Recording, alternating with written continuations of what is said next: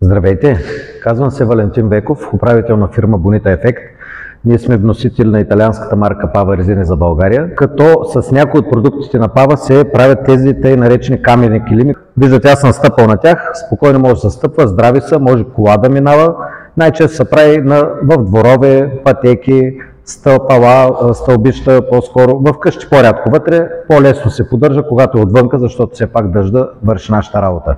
След като изберете вида камъчетата, които може да са между 2 и 4 мм или фракция 4-7 мм, тези камъчета се смесват с полиуретан, ако е за външни условия, или с епоксид, ако е при вътрешни условия.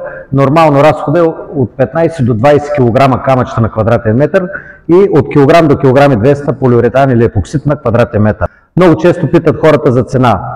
Труден е отговор, защото трябва да се отговори с от до. Няма точно фиксирана цена, защото зависи каква дебелина ще се прави каменния килим, зависи от кои камъчета ще се прави. Също така това са 17 вида различни камъчета, също с различни цени, като сами се сещате разликата идва от там, че едни примерно имат по-голям добив, други имат по-малко, защото са много по-редки и от това и зависи. Но примерно ако кажем от 80 до 150 лева на квадрат, няма да сбъркаме.